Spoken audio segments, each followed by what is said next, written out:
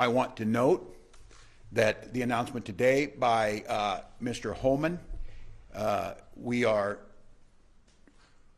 cautiously optimistic, as we've said, and that this surge of untrained, aggressive federal agents are going to leave Minnesota. And I guess they'll go wherever they're going to go. But the fact of the matter is, they left us with deep damage, generational trauma. They left us with economic ruin in some cases.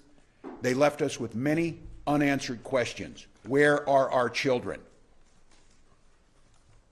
Where and what is the process of the investigations into those that were responsible for the deaths of Renee and Alex?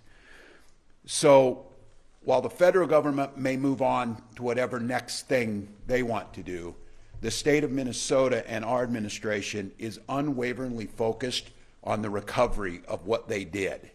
And there will be many steps in this process, many answers that we still need to get and will pursue. But as we started earlier this week, one of the first things we can do and what we're focusing on today is what can we start doing on the economic recovery, the damage that has been done to our economy, specifically to small business owners, and even more specifically to immigrant small business owners, which for every other administration and for most of our history is the epitome of the American dream. Come to this country with nothing and build something to be proud of, build something that creates jobs, build something that creates this incredible diversity and a food scene across this state that is second to none, to entrepreneurship, to the work that they've done. Meeting a few weeks ago down at the Hmong market, and a gentleman who came here and got a food stall, and 3 of his children are now medical doctors that went through American universities to become medical doctors to help make this state the best for healthcare. Those are stories we should be celebrating, not dangerous police chases through peaceful neighborhoods, not little boys in little backpacks being hauled away, and not mourning of parents and family for American and Minnesota citizens being killed on the streets. So, Minnesota, on behalf of not just this state but the country, thank you.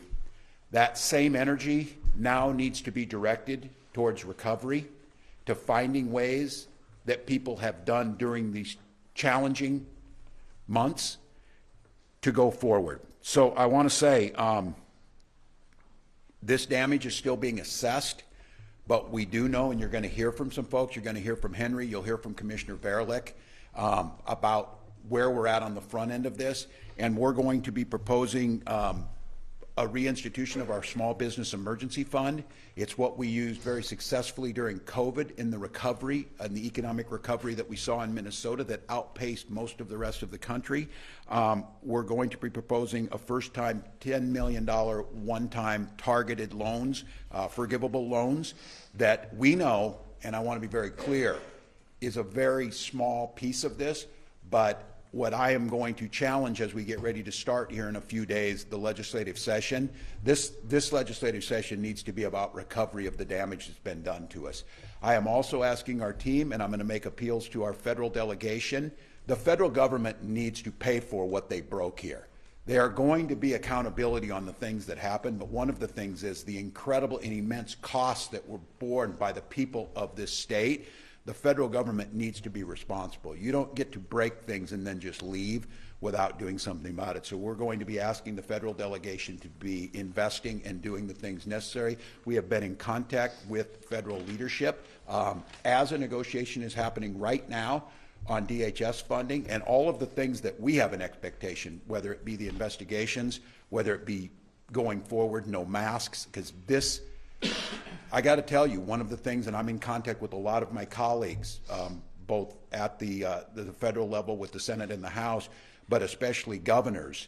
I don't want these folks showing up somewhere else and doing this. So the changes that need to be made, the investments that need to come back, they need to show, they being the federal government and they being this administration, they need to do more. But I'm not going to hold my breath that the federal government's going to do the right thing. What I am going to do is I'm going to bet on the people of this state.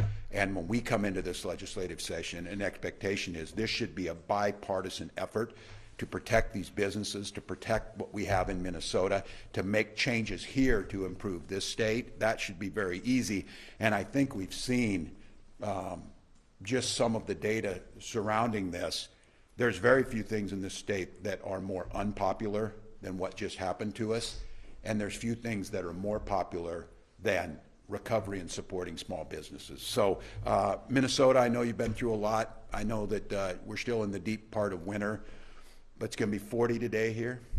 The sun's going to be shining. Probably a pretty good metaphor for spring is out there, summer over the horizon, but it's going to take a lot of work. So the expectation is of myself and our administration and the elected leaders, we get busy in this legislative session and start repairing the damage from this, start putting in safeguards that it doesn't happen again. And I think using the momentum that we have to celebrate, Minnesota's reputation has been pretty well solidified out there of caring, gritty people who back down to nothing and do the right thing for their neighbors. And I think now we continue that same attitude into this legislative session and into this recovery to help the folks standing behind me and thousands of others to get back what they do best, creating jobs, creating opportunities, creating a good life, being able to see their children go off to school and then celebrate by, watching a baseball game when things start up here this spring. We're not asking that much, but there's going to be work to do. You've got our pledge that we will do everything possible to make that happen, and today is a very small first step, but it is a concrete step that can make a difference. With that, I'm going to turn